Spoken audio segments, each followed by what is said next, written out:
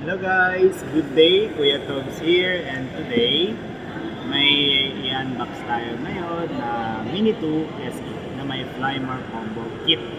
So first time kong unbox nito, and maliit pala siya. So expected ko na same lang siya ng laki ni Mini 10, Mini 4 Pro. So medyo konting liit lang pala siya. Ayan guys, so let's go.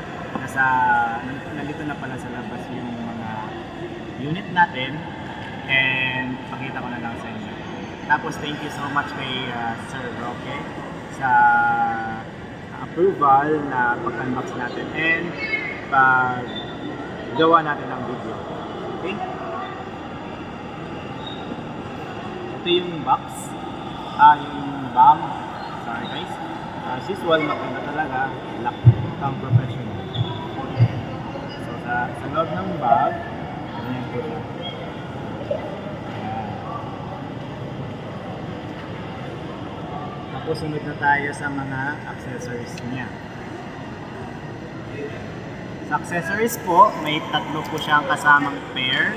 3 pairs of propellers. Ito po siya, isa, dalawa, at tatlo. And of course, di mawawala ang kanyang wire.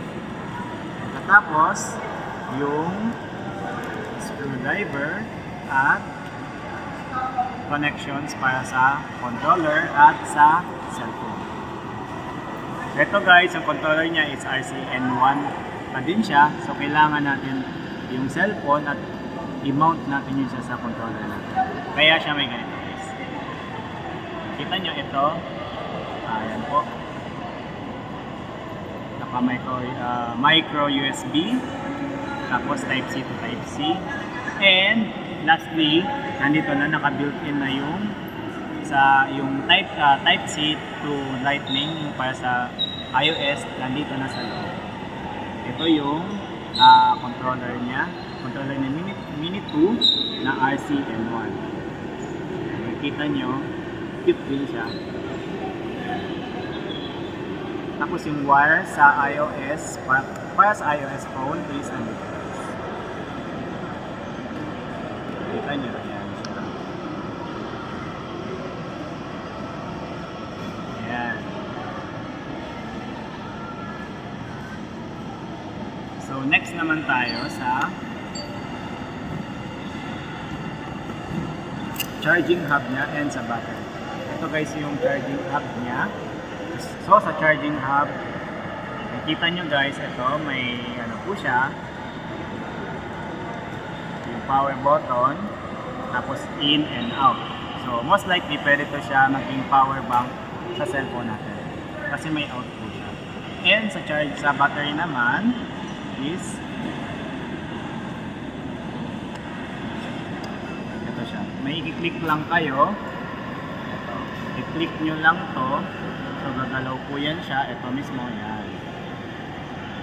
Yan. Ito siya. So, click mo lang siya pag ganyan. Gagalaw siya. And, makukuha nyo na yung battery. Kaya paglagay is may bar siya dito.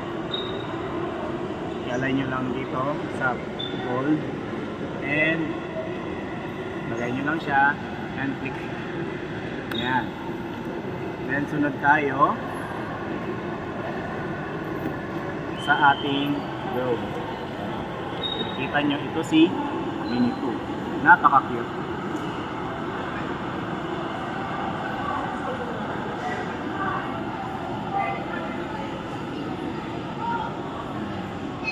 So, sa pag-charge, nandito siya sa baba. Ayan po. Nandyan yung saan tayo mag-charge and yung panglagyan ng SD card. And tapos, yung sa power button niya is nandito po. Ayan. So, full charge na siya.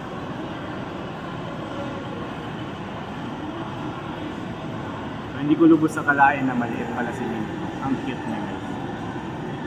Ayan. So, sa mga nagtatanong kung magkano to, yung may Flymar combo kit or may Flymar combo na Mini 2 is nasa 22,690. So kung gusto nyong umorder, so dito lang, message na kayo sa akin o sa Facebook page.